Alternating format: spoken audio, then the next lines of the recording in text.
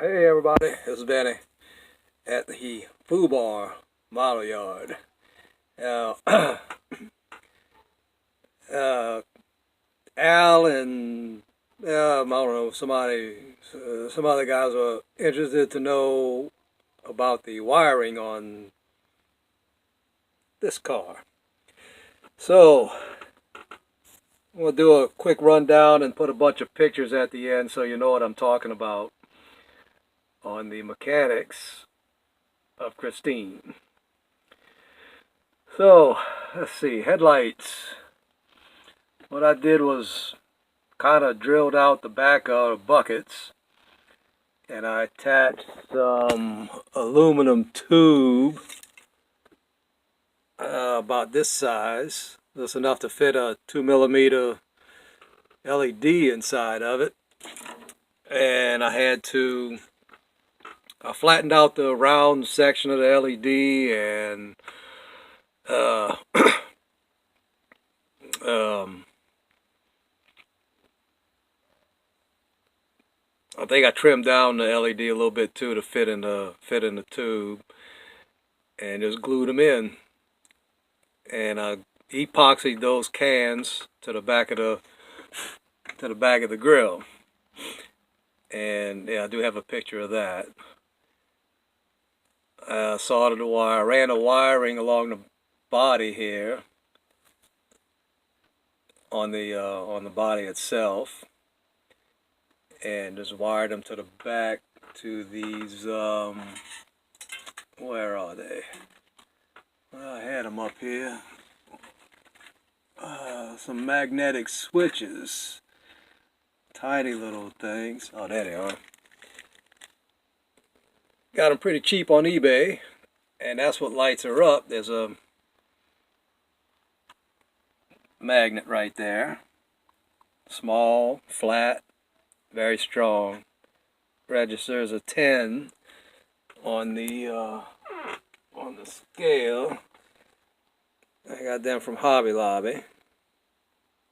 8 of them. So the rest of them I'm going to use on a Battlestar Galactica Viper.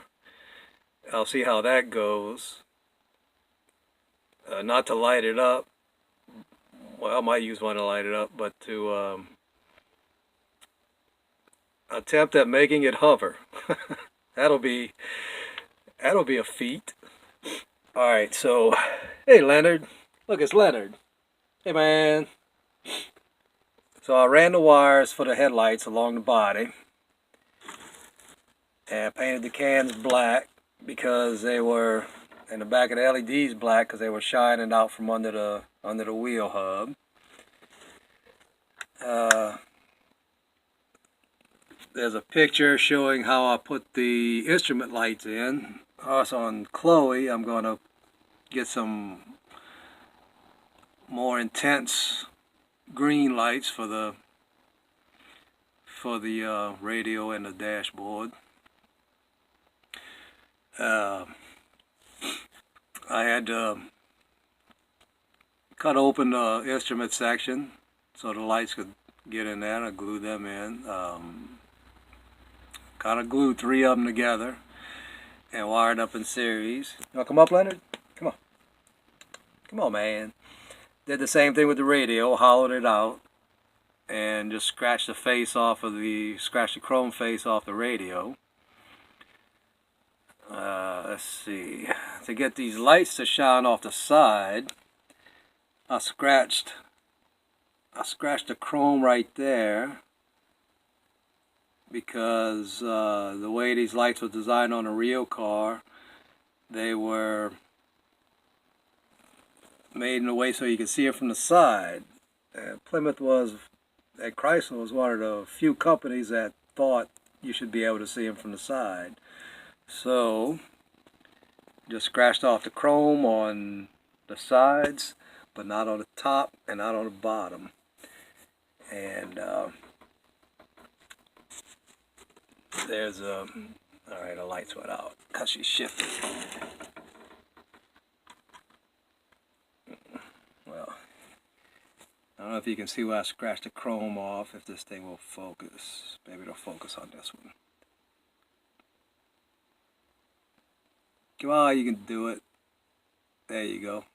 Yeah, you see how it's white? Well, I scratched the chrome off. I could have cut it out, but that would have been a real pain in the ass, so I just scratched them because you can see it from the side. I drilled out the tail lights for the LEDs and flattened them out. A 2mm fit in there just right.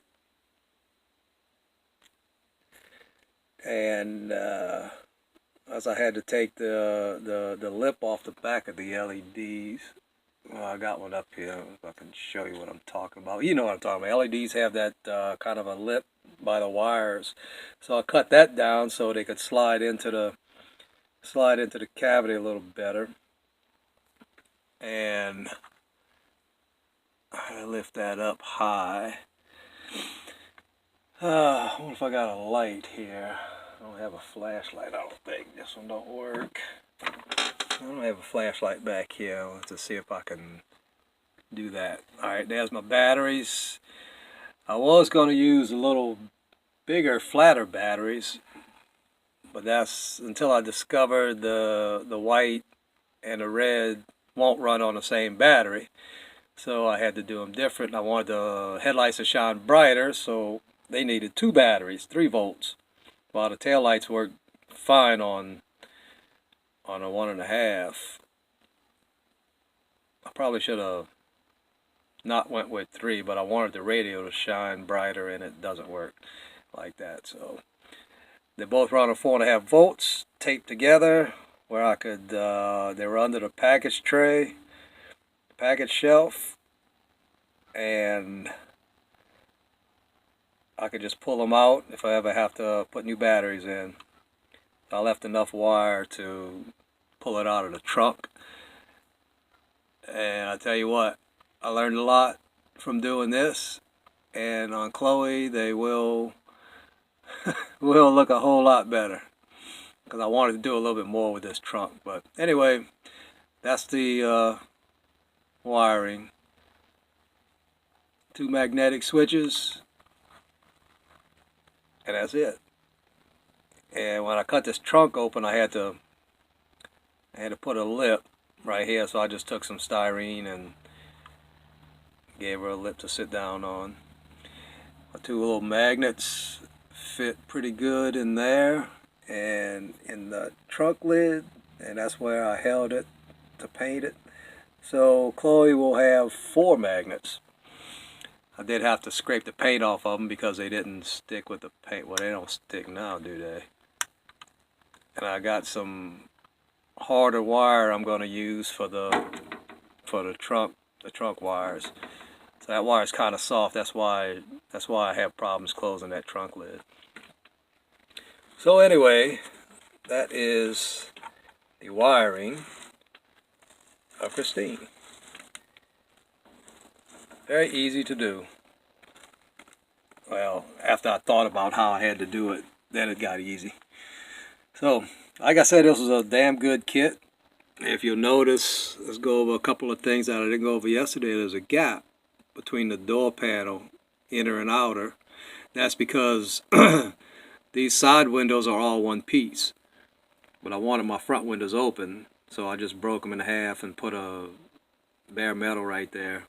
But then it leaves a gap, a kind of unsightly gap on it. But next time I know to paint them black so you don't see the white on the inside. And I might put, I could put some film in there to simulate a closed window, an open window, and fill that gap in. There you go. Let's see, these actually fit better than they do here, because that looks kind of crappy. But they were pushed in all the way. I put some epoxy on them, pushed them in, held them. They were in. Went to bed, went to work, came back out to the shed, and they look like that. So I don't know if that epoxy expanded. I didn't know it did that, and it pushed them out a little bit. So that's another lesson learned. On these bumpers, unsightly seam right here, and where they were attached to the sprue. There's not much to complain about this kit, and I don't guess, it's not a complaint to where they were attached, but it would have been better if they would have been attached on the bottom. But that's okay, because on the next one I'm going to strip these bumpers and take care of that seam, front and back. Both have that ugly seam on them. So I want to strip them and spastic them, just like I did on the Crown Victoria, and get rid of that. Get rid of that unsightly seam. The mirrors have a seam on them too, so I'll probably strip them down as well. Yeah, they do. You can see that mold line on them. There's very little cleanup on this kit. Unlike some, just there was a mold line that ran right along the top of here. That all you had to do was clean that little piece. I think there was a piece of mold line right here, and it ran in here so you couldn't really see it. And all you had to do was sand that a little bit, and then the top of the fin, just to get that ridge off of it. Like I said last night, the glass front and back didn't have to be glued in. It snaps in, but it has kind of these pins. You have to really be looking for them to see them. The windshield hides them pretty good. I don't know if I got to show you the roof. The inside roof has her chrome strips. That was bare metal. And her two side interior lights. Plymouth put them on either side, better illumination. And those are bare metal. I didn't show you the underside either, did I? Let's take my hood off. And we'll take a look at the underside. No weathering, no dirt. Because as you know, Christine rebuilt herself several times. She wouldn't leave herself dirty. So, pristine Christine. Lots of nice detail under here. Everything's separate exhaust, separate prop shaft. I took the prop shaft and put an aluminum tube for a prop shaft. Nice dual exhaust. Nice attachment for everything. A separate cover for the 8 3/4 rear. Yeah, I can't say enough good about this kit. It's just excellent. So there she is, and give you another look at the motor. I really like that motor. Yeah, you can see right here the headlights shining right on the sprue attachment. Wipers were separate, and all the chrome was separate. Piece on the hood, it fits perfectly. So that's it. That's Christine. I might do a bench update video. See what I'm going to do in the month that we got left in this year. Alright, that's it. Thanks for watching. We'll see you.